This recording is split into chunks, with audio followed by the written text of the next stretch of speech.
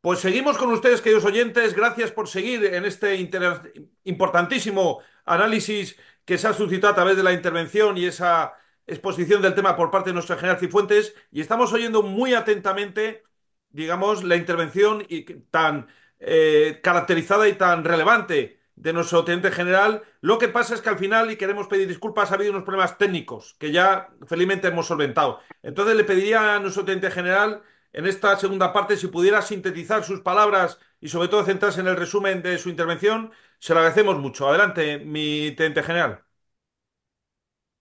Bueno, resumo en 5 minutos. Lamento que la exposición más larga no se haya oído, porque creo que tiene su aquel y de luego en ese sentido no he oído nada en las noticias en ningún medio. Pero vamos, lo que venía a decir es que la actitud de la autoridad militar, de los cuatro estrellas, los tres gemes y el GEMAT, en, en relación con su intervención o el organizar un contingente, el que hiciera falta para echar una mano allí, dado cómo pedían ayuda a los damnificados y se encontraban abandonados y pedían al ejército, y la actitud de la ministra, que ha sido penosa, diciendo que el ejército está para muchas cosas y que eso es era cuestión de la comunidad autónoma, en fin, un desastre, olvidándose de todas las obligaciones que tiene el Estado y las Fuerzas Armadas de proteger y dar seguridad a los ciudadanos.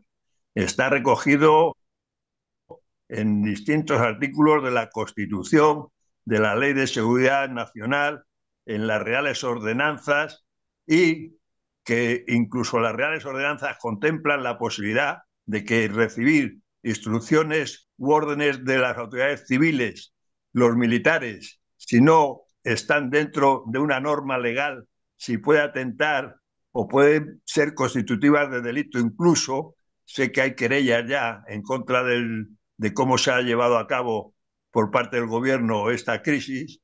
Pues los militares pueden hacer caso omiso y además previamente pueden razonar a quien les está dando la orden que el por qué no se debe cumplir o hacer como ellos quieren, ¿eh?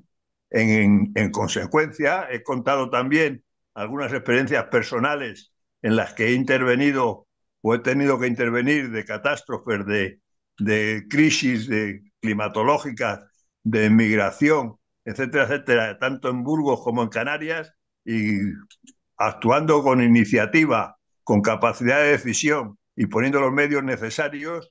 No ha habido que estar esperando que un ministro con malas intenciones corte esa obligación que tiene todo militar de auxiliar a sus ciudadanos.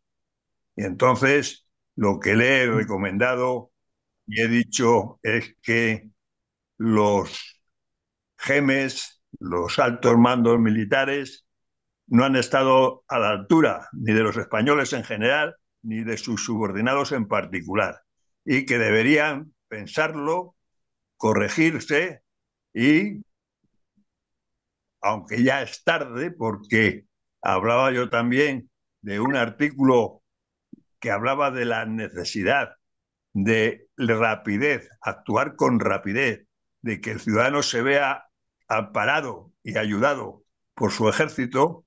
Pues ahí está también en las Reales Ordenanzas, dado la situación en que hemos llegado, aunque haya sido tarde, que esas autoridades militares deben pedir la dimisión de la ministra, que les ha llevado a actuar de esa manera poco, para mí, poco castrense, ¿eh? Del espíritu militar, el espíritu de compañerismo, el espíritu de lealtad hacia los que tienes la obligación de ayudar, eso da lugar a pedir la dimisión de las instrucciones que haya dado, como causa de las instrucciones que ha dado la ministra, pedir su dimisión. Y en caso de que no lo admita, que sería lo lógico, pensando como estas personas que están pensando en otras cosas peores, como es el dejar España en un estado fallido, prácticamente hace ya muchos años que estamos en ese camino, pues, oiga, si usted no se va, nos vamos nosotros. ¿Eh? Y es una fórmula, yo creo que muy digna de terminar una misión que no les han dejado cumplir. Eso es lo que decía en pocas palabras y lamento mucho que la exposición general, pues no sé, por el motivo que sea, técnico interno o externo, no haya podido escucharse bien. Sí, sí, mi Y ya general. dejo La paso a mi exposición, compañero. la exposición sí se ha oído perfectamente. Fue la parte final la que hubo interferencias, pero ahora ya lo has dejado muy claro. Desde luego que Bueno, pues sí. nada más. Muchísimas gracias, como siempre, mi teniente general, por decir, llamar al pan pan y al vino vino, sin hablar sin pelos en la lengua y resumir, yo creo que lo que es un sentir general, compartido, y se lo agradecemos sinceramente, mi teniente general, su valentía y su gallardía y el estar siempre al lado de la tropa y dando voz y visibilidad. Humanidad, Perdone, humanidad, solo humanidad, ciertamente, humanidad militar. Hay ese gesto y que le honran. Pues cedo la palabra rápidamente para seguir en este programa a nuestro coronel Collins para que haga sus observaciones. Adelante, mi coronel, por favor. El desbarajuste que está pasando en Valencia, yo creo que tiene mucha culpa el régimen autonómico que se ha impuesto en España. El primer efecto negativo que tuvo el fraccionamiento del Estado en 17 comunidades autónomas, pues fue que los políticos, tanto regionales como nacionales, trataran de sustituir en los españoles, pues el sentimiento innato de amor a España, a su patria, por el de amor a la patria chica, a su región. El amor a España se ha ido considerando como opuesto a la región en muchas ocasiones, especialmente en las que el separatismo es fuerte. Esto ha dado lugar a un cierto desapego por lo que pueda ocurrir en otras regiones. Lo que ocurra en Sevilla no importa en absoluto a los catalanes, por ejemplo, como si en lugar de compatriotas fueran extranjeros. Las autoridades regionales de Vascongadas y de Cataluña no acuden a las celebraciones de las fiestas nacionales, el desfile, etcétera. Los políticos durante mucho tiempo evitaron hablar de España, hablaban del Estado. Se dijo a los españoles que el fraccionamiento de España era simplemente una división administrativa, porque había que acercar la administración al administrado. Y efectivamente los gobiernos autonómicos son administrativos, no tienen soberanía, porque la soberanía la tiene el pueblo español en su conjunto, representado en las Cortes, Congreso de los Diputados y Senado. Pero esto está cambiando en la práctica. Cuando el presidente del gobierno recibe en la Moncloa algún presidente de gobierno autonómico, pone la bandera regional junto a él y la de España junto a sí mismo, al presidente del gobierno, como si fuera el jefe de un Estado, de un país extranjero. La bandera siempre es símbolo de soberanía. Y lo más absurdo de todo, cuando el gobierno va a mandar medios estatales a una comunidad, pide permiso a su presidente, que es una mera autoridad administrativa, como si realmente, pues es que fuera una nación soberana. Solamente os mandó a mandar fuerzas de policía a Cataluña cuando se aplicó el artículo 155 de la Constitución, cuando los políticos separatistas catalanes que controlaban la Generalidad dieron un golpe de Estado y proclamaron contra toda legitimidad la independencia de Cataluña. El gobierno de España tiene autoridad sobre todo el territorio nacional y no tiene que pedir permiso a ninguna autoridad administrativa regional para tomar las medidas que considere necesarias, especialmente en ocasiones de calamidad pública. Pero claro, ocurre que el Estado ha ido cediendo competencias de gobierno a las administraciones autonómicas hasta quedarse casi vacío de contenido. Les ha cedido la sanidad con todos los medios y hospitales. Actualmente el Estado solo controla los hospitales militares, con lo cual no pudo hacer frente a una situación de calamidad nacional como fue la epidemia del coronavirus. Ha transferido la educación, con lo que la enseñanza pública en varias regiones de España pues está dirigida contra la propia España y se imparte en lenguas medievales de exigua implantación, cuando el español es una lengua universal conocida en todo el mundo. Bueno, ha cedido gran parte de la gestión económica, con lo cual dificulta a las empresas su actuación porque tienen que cumplir para actuar en toda España de 17 reglamentaciones distintas. Por otra parte, el gobierno se ha quedado sin medios para atender problemas que afecten a España. Solamente tiene a su disposición las Fuerzas Armadas y en la mayoría del territorio nacional la Policía Nacional y la Guardia Civil, porque Cataluña, Vascongadas y Navarra tienen policías regionales. Hasta el Centro Nacional de Inteligencia parece ser que tiene prohibido actuar en Cataluña, que era el único organismo del Estado que vigilaba a los separatistas extremos. Bueno, la administración española es redundante, ineficaz y, como nos ha dicho el general Cifuentes, algunas veces las autoridades autonómicas tienen una responsabilidad, pero no tienen los medios para cumplir esa responsabilidad.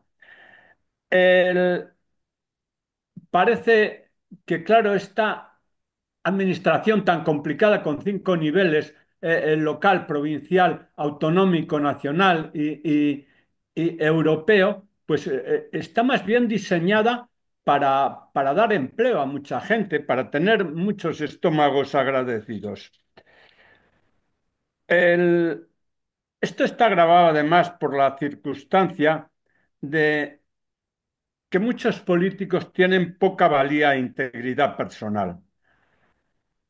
Muchos de ellos han sido simples agitadores políticos de barrio, con poca formación y con una experiencia de simples charlatanes, porque nunca han tenido ninguna responsabilidad de fuste antes de llegar a la política. Y en ocasiones como esta, pues se nota mucho su insuficiencia y su poco valer. En el caso de Valencia, el Estado no tiene medios para actuar en beneficio de la población, solamente el Ejército, la Policía y la Guardia Civil. El Gobierno es muy reacio a emplear el Ejército dentro del territorio español, exceptuando a a la Unidad Militar de Emergencias. Además, el Ejército de Tierra, pues, está reducido a la mínima expresión. Las unidades de ingenieros, de zapadores, que con sus maquinaria pesada serían adecuadas para esta catástrofe, como la que ha ocurrido en Valencia, y las de pontoneros también, pues no sé si están al completo. Las comunicaciones, las unidades de transmisiones que podían haber establecido comunicaciones alternativas cuando se hayan estropeado las de Telefónica, pues tampoco sé si han actuado. Eh, No ha querido el gobierno nombrar un mando único por encima de la autoridad administrativa autonómica que dirige la actuación de los medios disponibles, tanto estatales como regionales. Ni siquiera se ha autorizado al GEMAT, al jefe de Estado Mayor de la Defensa, a coordinar las distintas fuerzas militares que están interviniendo para paliar la catástrofe. Además, el mando en el Ejército de Tierra, pues como que está muy compartimentado transversalmente, ¿no? La actividad existencial y de proveer de lo necesario a los damnificados está, pues, como confiada a cosas particulares, a Cáritas, a la Cruz Roja. Bueno, el Estado no tiene capacidad de movilizar transportes para llevar lo que se va recogiendo de las aportaciones de los españoles caritativos y solidarios, que hay muchos, a pesar de que se les iba inculcando desde hace tiempo que lo que pasa en otras comunidades les afecta muy poco, como desgraciadamente se ha visto en las autoridades de Vascongadas con los bomberos, que parece ser que los bomberos querían ayudar y las autoridades lo han impedido. Bueno, esta noticia no la tengo confirmada, ¿eh? La organización autonómica del Estado yo creo que es nefasta, como se está demostrando, y sería bueno que se fuera estudiando el método de cambiarla para dotarla de una mayor centralización, como ya se ha hecho en varios países de Europa. Ah, y queda otra cuestión. Espero que estos políticos no aprovechen la esplendidez y el sentido de cohesión de los ciudadanos para hacer negocios sucios, como ocurrió con las mascarillas en la ocasión del coronavirus con Coldo y sus compinches. Muy bien, muy bien. Pues sí. Magnífico como siempre, mi coronel, como todas y cada una de las intervenciones.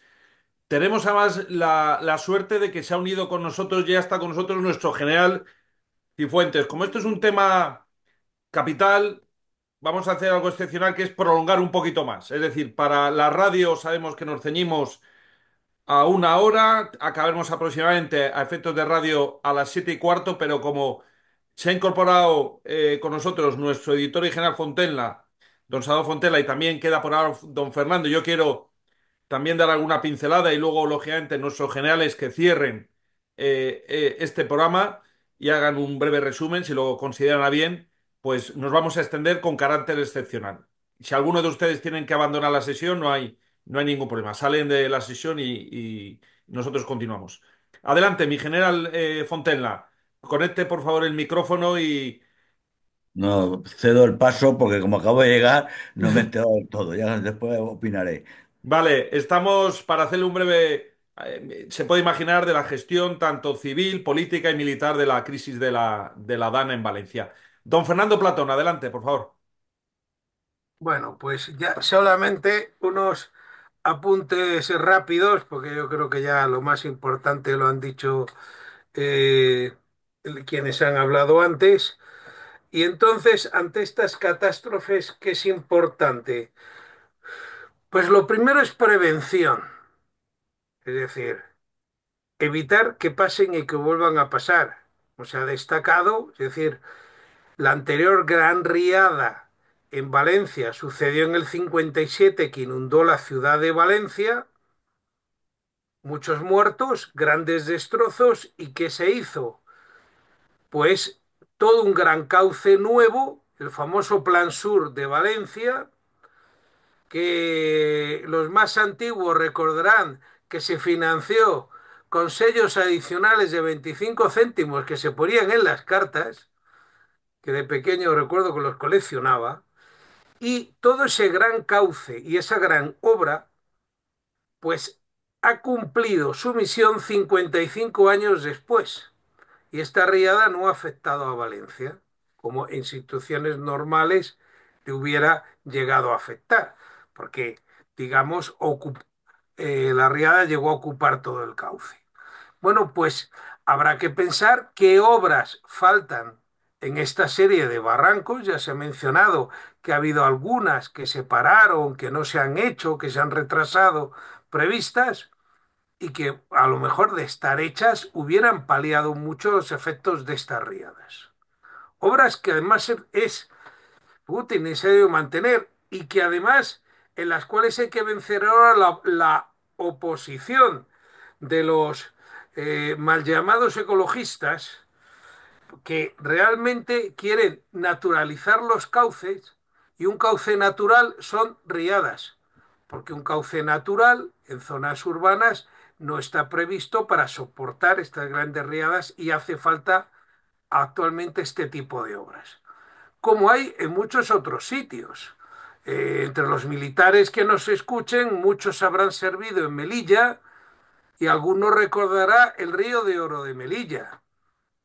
Y cuando se le ve con agua, tiene un cauce de hormigón de 16 metros de ancho, en que uno no encuentra el agua ni de casualidad. A veces circula un hilito, pero resulta que es el desaguadero de cuando toda la lluvia cae en el monte y en los valles que hay al lado, y toda pasa a través, desemboca a través de esos ríos. Y le he visto lleno.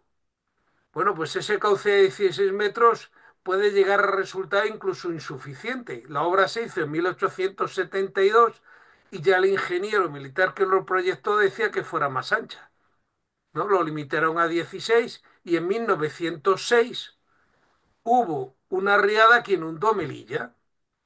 No se ha vuelto a producir, pero llegó incluso a desbordar todo ese gran cauce. Y hablamos de 1906. Bueno, sí, claro, ya había coches y los hermanos Wright habían inventado el avión hace 3 años. Quizá teníamos el en cambio climático ya apuntando. Pues no, son grandes riadas que hay las ha habido en todas a lo largo de la historia, que ahora con mencionar eso parece que ya no nos libramos de culpas porque es algo excepcional. No, sucede. Quienes nos estén viendo podrán a lo mejor reconocer el fondo que tengo, que lo han visto en muchas películas. En Terminator 2, en Gris, La humanidad en peligro, en Chinatown. Es el río de Los Ángeles. En todas estas películas sale sin agua y creo que nadie recordará una película en que lo haya visto con agua, salvo esos hilitos pequeños, esas superficies. Pues esto, Cauce se hizo en 1900, tras las riadas de 1938. ¿Y quién lo hizo? Pues los ingenieros del ejército americano. Y este cauce evitó la gran riada de 2005 que no afectará a Los Ángeles pues muchos años después. Y a veces hay que hacer obras con previsión de decenas de años y son las que salvan vidas y los bienes. El segundo punto, las alertas. Las alertas han fallado y porque las alertas no están bien previstas ni graduadas. Es decir, lo que no puede ser es estas alertas de semáforo verde, amarillo, rojo, y cuando pasemos a rojo sea igual una lluvia que te moja los pies y te llega al tobillo, de la que te puede llegar a cubrir enteramente. Pues no, no es lo mismo. Y sin embargo, todas entran en la misma definición. En alerta roja estaban en esta inundación, en alerta roja han estado en las recientes lluvias en Barcelona, que bueno, han inundado la pista del Llobregat, pero no ha llegado a ocasionar ningún muerto. Pues a lo mejor es que hace falta un sistema más ágil y más urgente para las ayudas que realmente son catastróficas como estas. Porque desde luego un email no parece la forma realmente conveniente en este caso. Como si al que se cae al agua y está ahogando, empezamos a explicarle cómo nadar. No. Y ha fallado todo el sistema de ayudas y tendrá que, desde luego, ser modificado. Y en cuanto a la actuación y agregando lo que han dicho, pues es que sorprende porque creo que, como bien ha dicho nuestro teniente general, la misión de un ejército ante una catástrofe es actuar. Y si algo le pueden hacer las órdenes es parar la actuación, que ya sabrá el político por qué ha dado esa orden. Pero quedarse quieto esperando la orden no parece una actuación adecuada de militares y menos de una unidad militar de emergencias. Hay una emergencia, pero todavía no nos llaman. Pues no sé, habrá que tramitarlo con póliza y por triplicado. No parece propio. Claro, una unidad que es un poco rara, solo 3.500 hombres mandada por un teniente general. En su momento, cuando es una gran emergencia, tendría que actuar el ejército y por sus escalones de mando normales. Porque además el ejército tiene... Es que es lo que yo te decía antes. Es decir, cuando la UME interviene, se ha autorizado ya la intervención de las Fuerzas Armadas. La Sí, UME es lo que manda, la primera, el primer paquete que manda el Ministerio de Defensa. Pues, es sí. decir, que la autorización está dada. El teniente coronel de la UME que se presenta en el CECOPI se presenta no como de la UME, se presenta como representante de las Fuerzas Armadas. Y es más, en cuanto llega y cuando ve las cosas, con su experiencia, poca o mucha, y con el asesoramiento de otros mandos militares, porque yo he estado en emergencias y he estado sentado en el CECOPI con el teniente coronel de la UME para apoyarle. ¿Qué necesitas? Pues necesito más medios, mi general, toma más medios sobre la marcha. Es decir, que la UME cuando llegó a Utiel dijo, aquí faltan más medios. Y he visto, además se ha visto declaraciones en televisión de algún mando de la UME diciendo, cuando llegamos vimos que lo que habíamos traído era insuficiente. O sea, ya la UME pide más medios. Y cuando pide más medios se le dan. ¿Por qué no se dieron y por qué no se distribuyeron? Pues ahí ya es otro Pero, tema. Pero vamos, que la UME quiere decir que las Fuerzas Armadas ya están en la emergencia, ya están sí, autorizadas. La pero no, UME no no- llegaron los medios, porque medios tiene el ejército. Vamos a ver, Claro, para llegar a cualquier zona dices que no se puede llegar porque están cortadas las carreteras. Si el ejército tiene todo claro, tipo de vehículos claro, todoterreno. claro. De hecho, creo que es el único que cuenta con tractores, con góndolas, con capacidad todoterreno, que Sí, son las que llevan los tanques.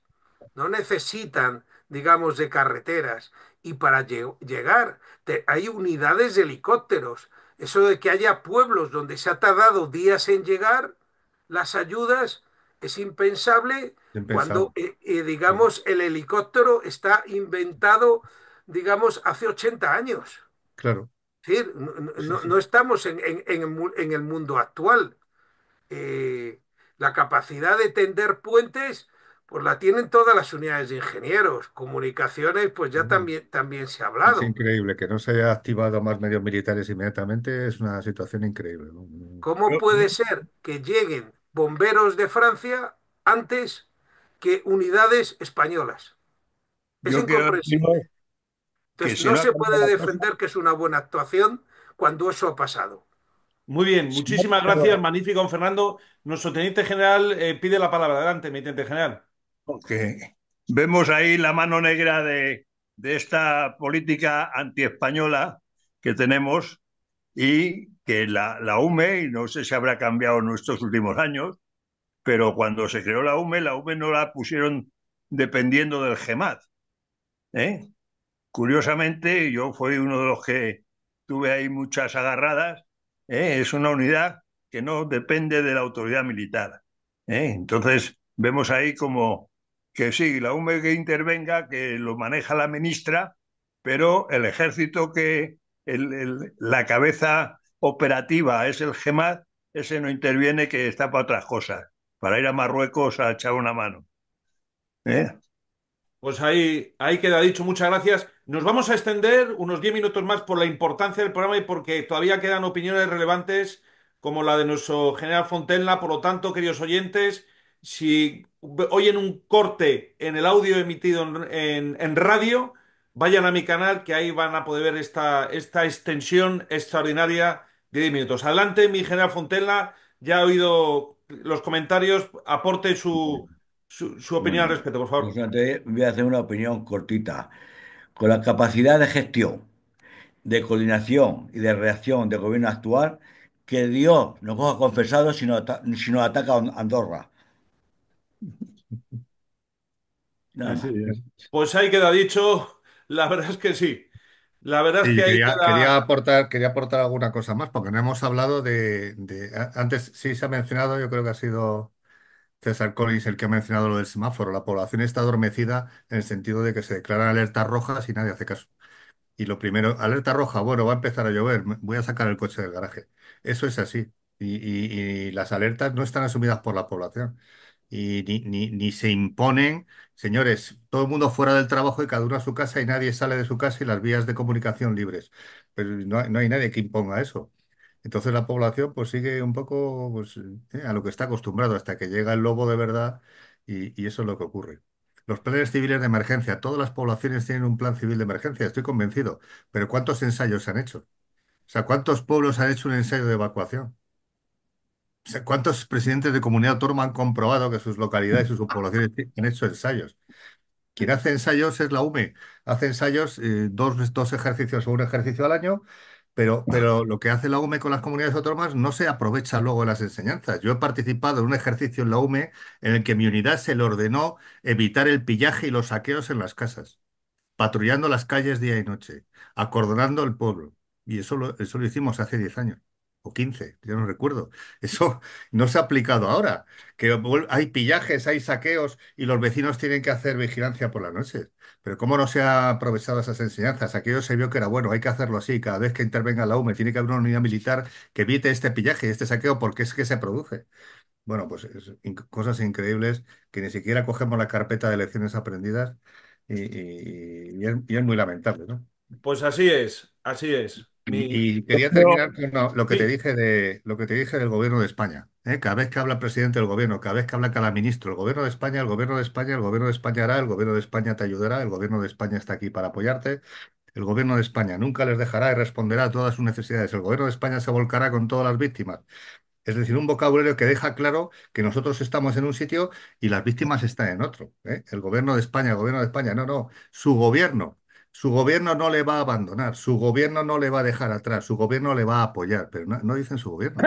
El gobierno de España, es decir, hay una separación. Usted es valenciano, le ha pasado algo y aquí está el gobierno de España, como si fuésemos otro país y le ayudaremos. No se preocupe usted, pídanos que le ayudaremos. O sea, es increíble. Por lo tanto, ¿cómo van a ver al ejército que pertenece al gobierno de España? Pues como un ejército de otro un país. ejército de ocupación. Un ejército que está, y si encima tenemos actuaciones como la de esta emergencia, pues muy lamentable. Entonces, el empeño del presidente del gobierno de ir trabajando como si fuésemos un Estado federal, un multigobierno con las comunidades autónomas y la cogobernanza, que cada uno se apañe y yo aparezco como el papá, para las cosas buenas, dar dinero, para las cosas malas, recoger víctimas, no estoy. Entonces, eso ha sido, para mí es un fracaso, va contra la Unión de España y por lo tanto, pues yo siempre que pueda, pues me esforzaré en denunciarlo y luchar contra ello. Y los valencianos, pues ánimo, que seguro que se va a reconstruir y entre todos reconstruiremos Valencia porque los españoles somos así, ¿eh? Y luchamos siempre contra la miseria moral de muchos que nos gobiernan. Y nada, no, yo no me extiendo más. Magnífico, mi Gracias. general. Mi teniente general, adelante.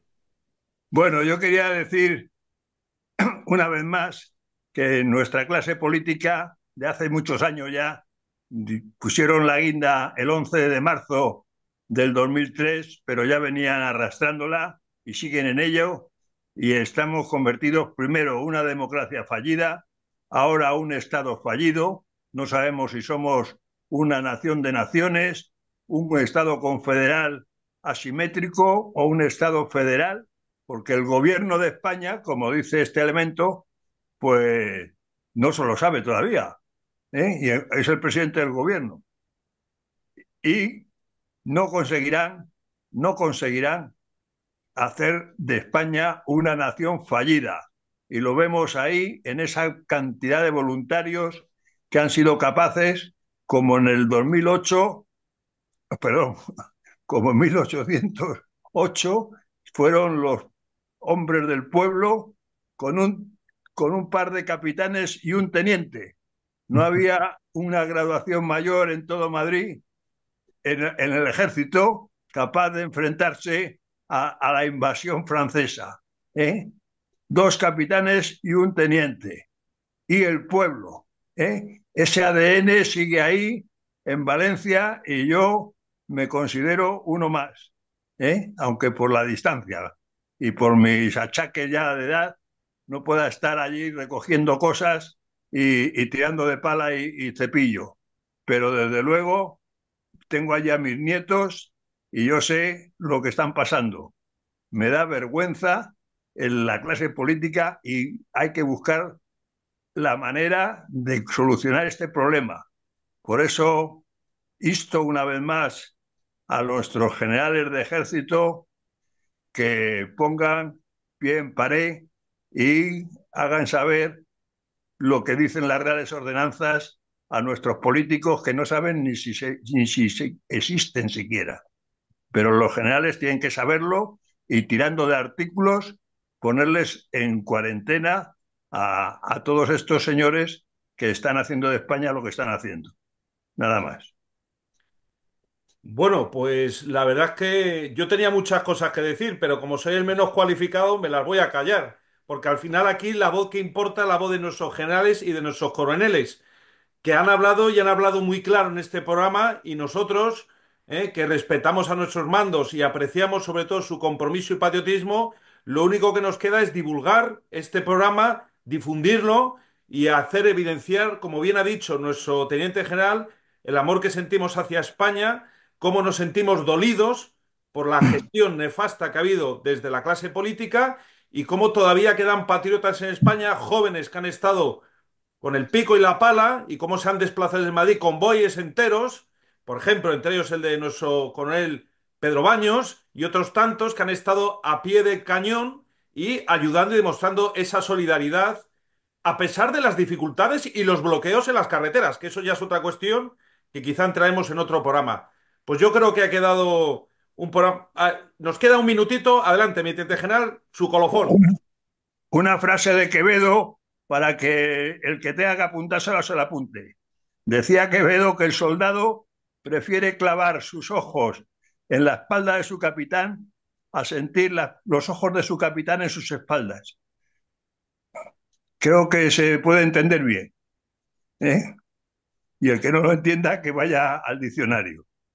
Bueno, la verdad es que me gustaría simplemente acabar con el artículo. Se ha mencionado las ordenanzas militares. Con esto acabamos, estamos casi fuera de tiempo, pero bueno, me gustaría el aporte, mi aporte como legionario de segunda, como muchos militares de reemplazo que están ayudando, que eso es, ahí se ve el espíritu militar y esos jóvenes se están mimetizando con esos militares de reemplazo.